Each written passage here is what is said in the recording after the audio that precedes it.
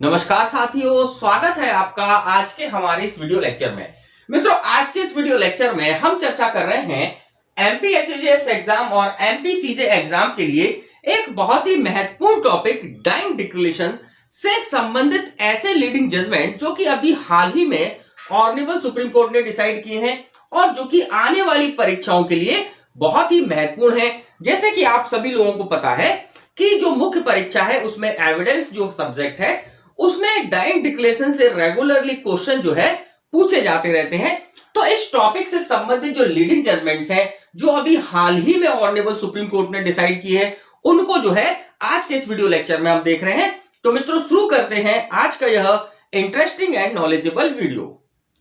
मित्रों, आज के इस वीडियो लेक्चर का सबसे पहला इंपॉर्टेंट जजमेंट है गुलजारी लाल वर्सेस हरियाणा राज्य, जो कि 2 फेब 2016 को माननीय सर्वोच्च न्यायालय के द्वारा डिसाइड किया गया। अब इस केस में माननीय सर्वोच्च न्यायालय के समक्ष जो मुख्य प्रश्न था वो यह था कि क्या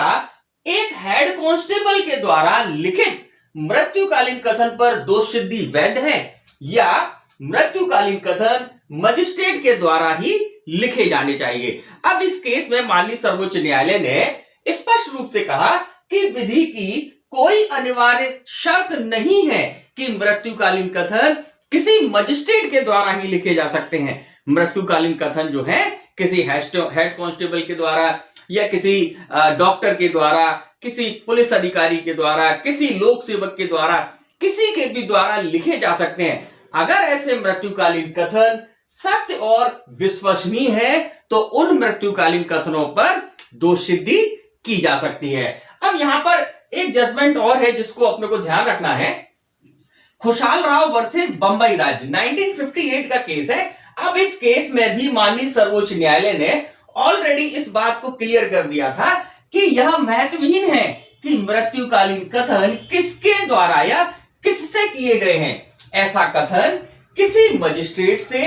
किसी लोक सेवक या पुलिस अधिकारी से, किसी लोक सेवक से या किसी निजी व्यक्ति से भी किए जा सकते हैं। तात्पर्य यह है कि विधि की ऐसी कोई अनिवार्य अपेक्षा नहीं है कि मृत्युकालीन कथन जो है केवल मजिस्ट्रेट से ही किए जाए। ऐसे मृत्युकालीन कथन जो है किसी भी व्यक्ति से किए जा सकते हैं, किसी मजिस्ट्रेट से किए जा सकते हैं, किसी डॉक्टर से किए जा सकते हैं, किसी पुलिस अधिकारी से किए जा सकते हैं। तो यहां पर अगर वह मृत्युकालीन कथन जिसके आधार पर दोष सिद्धि की जा रही है, अगर वे कथन सत्य और विश्वसनीय है तो इन मृत्युकालीन कथनों के आधार पर ही जो है दोष सिद्धि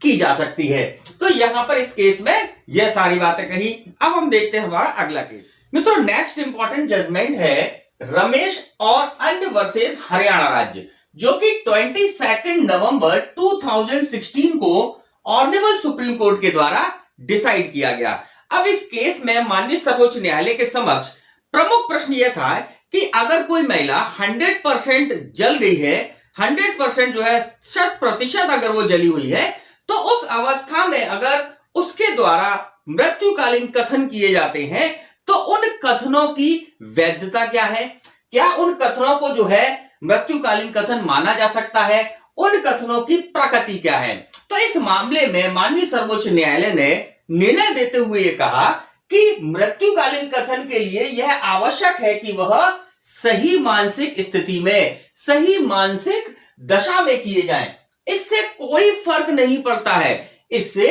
कोई फर्क नहीं पड़ता है कि महिला ने ऐसे कथन 100% जली हुई अवस्था में किया था। तात्पर्य यह है कि मृत्युकालीन कथन के लिए आवश्यक यह है कि जो व्यक्ति मृत्युकालीन कथन कर रहा है वह सही मानसिक दशा में हो। अब यहां पर जो है इस केस में जब इस महिला ने, जो कि 100% जली हुई महिला है, इसने जो है जब मृत्युकालीन कथन किए तो जो डॉक्टर है उसने यहां पर इस बात की पुष्टि की थी कि वो महिला जो है सही मानसिक दशा में है और मजिस्ट्रेट के समक्ष जो है यह मृत्युकालीन कथन किए गए थे और वहां पर डॉक्टर भी उपस्थित थे। तो ऐसी कंडीशन में उस महिला की मानसिक दशा इस स्तर की थी कि वह कथन कर सकती थी, यह डॉक्टर ने सर्टिफाइड किया था। तो ऐसी कंडीशन में माननीय सर्वोच्च न्यायालय ने जो है इस मामले में यह निर्णय दिया कि इससे कोई फर्क नहीं पड़ता है या हम ये कह सकते हैं कि किसी महिला का 100% जला हुआ या उसकी जली हुई अवस्था कितनी है, इससे मृत्युकालीन कथनों पर कोई प्रभाव नहीं पड़ता है। अगर वह कथन जो है सही मानसिक दशा में किए जाते हैं तो वह कथन मृत्युकालीन कथन माने जाएंगे और इन मृत्युकालीन कथनों पर ऐसे व्यक्ति की दोष सिद्धि, जिसने वह अपराध किया है, ऐसे व्यक्ति की दोष सिद्धि की जा सकती है। अब हम देखते हैं हमारा नेक्स्ट केस। मित्रों, जो नेक्स्ट हमारा इंपॉर्टेंट जजमेंट है वो है पूनम बाई वर्सेस छत्तीसगढ़ राज्य, जो कि 30 अप्रैल 2019 को माननीय सर्वोच्च न्यायालय के द्वारा डिसाइड किया गया। अब इस केस में जो मुख्य प्रश्न थे वह ये थे कि क्या मात्र मृत्युकालीन कथन के आधार पर आईपीसी की धारा 302 के अंतर्गत दोष सिद्धि की जा सकती है, और इसी के साथ साथ एक प्रश्न यह भी था कि मृत्युकालीन कथन पर चिकित्सक के परिणाम की अनिवार्यता और आवश्यकता क्या है। तो इस मामले में माननीय सर्वोच्च न्यायालय ने कहा कि यदि मृत्युकालीन कथन दर्ज करने वाला व्यक्ति संतुष्ट है कि कथन करने के लिए सही चिकित्सीय हालत में है, ध्यान रखिएगा कि जो व्यक्ति ऐसे कथनों को रिकॉर्ड कर रहा है, लिख रहा है, अगर वो इस बात से संतुष्ट है कि वह व्यक्ति जो मृत्युकालीन कथन कर रहा है वह सही चिकित्सीय हालत में है और कोई संदेहास्पद परिस्थितियां नहीं है, न्यायालय के सामने कोई भी अन्य डाउटफुल सिचुएशन या परिस्थितियां नहीं है, तो मृत्युकालीन कथन मात्र पर दोष सिद्धि की जा सकती है। तात्पर्य यहां इतना सा है कि मृत्युकालीन कथनों को रिकॉर्ड करने वाला व्यक्ति अगर इस बात से संतुष्ट है कि जो मृत्युकालीन कथन कर रहा है वह व्यक्ति जो है सही चिकित्सीय दशा में है, उसको कोई ऐसी दिक्कत नहीं है या ऐसा कोई परिस्थिति नहीं है जिसके कारण जो है वह स्वैच्छिक अपनी कथन नहीं कर पा रहा है, तो यहां पर अगर रिकॉर्ड करने वाला व्यक्ति इस बात से संतुष्ट है कि जो व्यक्ति मृत्युकालीन कथन कर रहा है वह सही चिकित्सीय हालत में है, तो ऐसी कंडीशन में मात्र मृत्युकालीन कथन के आधार पर न्यायालय दोष सिद्धि कर सकता है अगर कोई अन्य संदेहास्पद परिस्थितियां न्यायालय के सामने ना हो। अब यहां पर इसी के साथ साथ इस केस में माननीय सर्वोच्च न्यायालय ने कहा कि यदि मृत्युकालीन कथन विश्वसनीय और स्वैच्छिक और कोई संदेहास्पद परिस्थितियां नहीं है, मतलब अगर मृत्युकालीन कथन जो है अगर विश्वसनीय है, स्वैच्छिक है और इसके साथ साथ कोई अन्य ऐसी डाउटफुल सिचुएशन न्यायालय के सामने नहीं है, तो मात्र इस आधार पर ऐसी दोष सिद्धि को अवैध नहीं किया जा सकता कि चिकित्सक के द्वारा प्रमाणित नहीं था। वो मृत्युकालीन कथन जब किया गया था तो चिकित्सक ने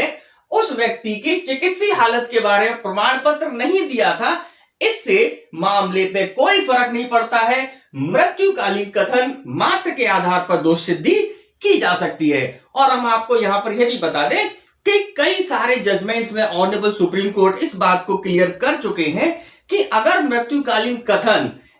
इस प्रकृति के हैं कि उससे यह साफ स्पष्ट होता है, कोई डाउटफुल सिचुएशन नहीं प्रकट होती है, तो ऐसी स्थिति में मात्र मृत्युकालीन कथन के आधार पर दोष सिद्धि न्यायालय जो है कर सकता है। तो यहां पर हमने यह इंपॉर्टेंट मित्रों, इसी के साथ आज का ये वीडियो लेक्चर हम यहीं पर समाप्त करते हैं। इसका अगला जो वीडियो लेक्चर होगा उसमें हम मृत्युकालीन कथन से संबंधित और भी जो लीडिंग जजमेंट्स हैं जो कि अभी हाल ही में ऑनरेबल सुप्रीम कोर्ट ने डिसाइड किए हैं उन सबको हम लेकर आएंगे। तो मित्रों, यहां पर आज का ये वीडियो लेक्चर हम यहीं पर समाप्त करते हैं। आपसे मुलाकात होगी हमारे नेक्स्ट वीडियो में।